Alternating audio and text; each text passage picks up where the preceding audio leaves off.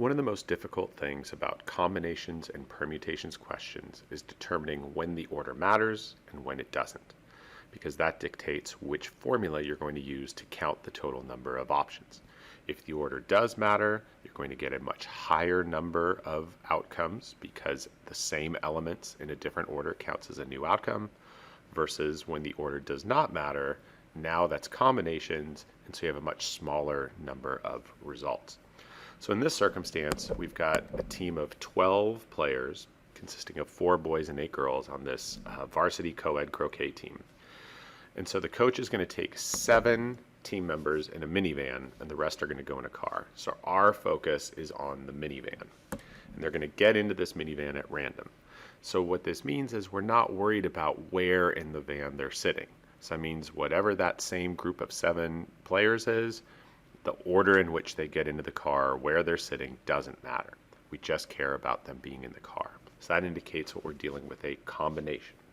So if we recall, for our combination formula, we've got n factorial over n minus r factorial times r factorial.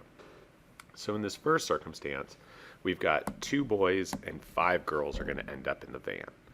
So we're going to figure out how many ways we can select 2 of the 4 boys and multiply that times the number of ways we can select 5 of the 8 girls.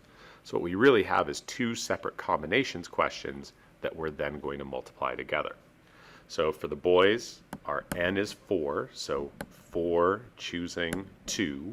So we've got 4C2 for the boys. And then for the girls, same idea. We've got an n of 8. We've got 8 girls to choose from, but we're only going to be picking 5.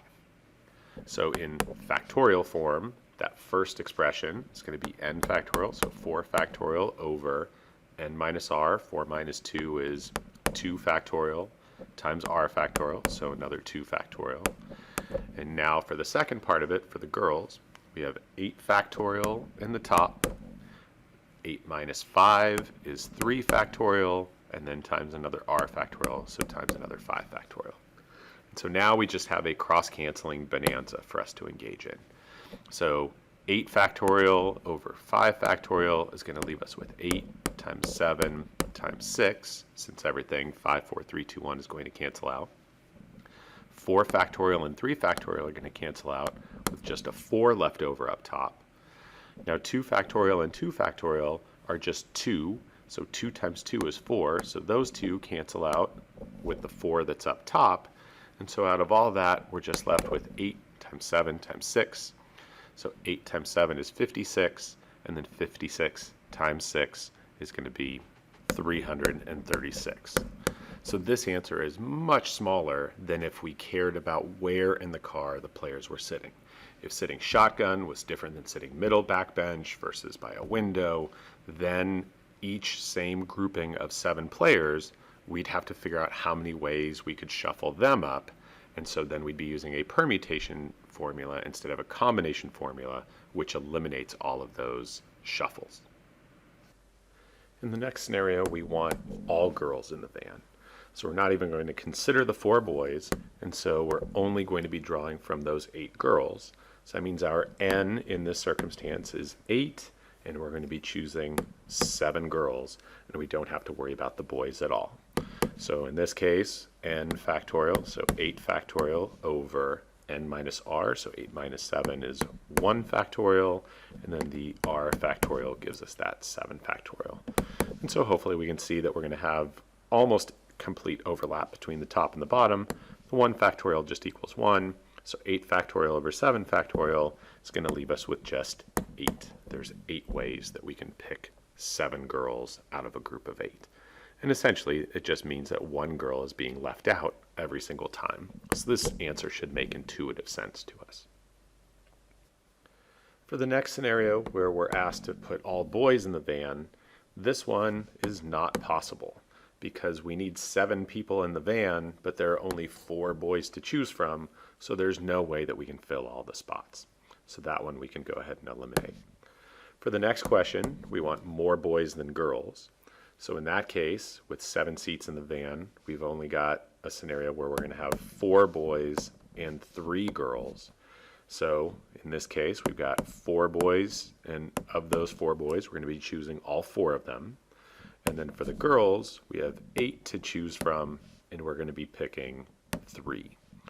So for the factorial expressions here, for the 4 choosing 4, we've got 4 factorial over n minus r, so 4 minus 4 is 0 factorial, and then r factorial is 4 factorial.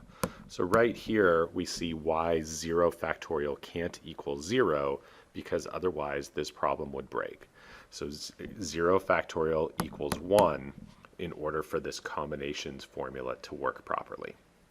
And then we've got the 8 choosing 3. So in the numerator we've got an 8 factorial, 8 minus 3 is 5 factorial, and then the r factorial, 3 factorial in the bottom. So in the first fraction, we've got 4 factorial over 4 factorial, so this fraction just reduces down to 1, which again should make intuitive sense. If I'm going to pick a group of 4 boys from a group of 4 boys, there's only one way that I can pick them, assuming the order doesn't matter. Now for the second part of the problem, 8 factorial over 5 factorial, I'm going to be left with 8 times 7 times 6 on the top. And the 3 factorial could be rewritten as 3 times 2, which is 6. So 3 times 2 and the 6 on the top cancel out, and we're left with 8 times 7, so 56 ways that we could have 4 boys and 3 girls. The last scenario is interesting because it changes how we're splitting up the group of croquet players.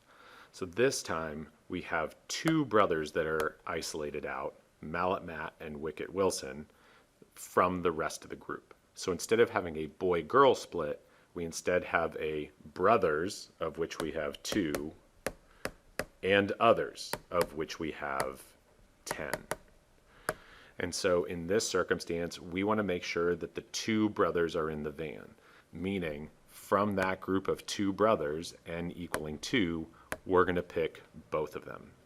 And then the rest of the team, from the rest of the team, where we have 10 players, we're going to pick 5. So here we've just changed the dynamics of how we're splitting up the group. Instead of there being 4 boys and 8 girls and looking at the split that way, now we have the 2 brothers are one group from which we're going to select some subset, and then everyone else is going to be a different group from which we're going to select some subset. So 2 choosing 2, hopefully from our recognition of 4 choosing 4 earlier, we know that that's going to equal 1. And so now we're just left with the 10 choosing 5. So we've got 10 factorial over 10 minus 5 is 5 factorial times another r factorial, so times 5 factorial.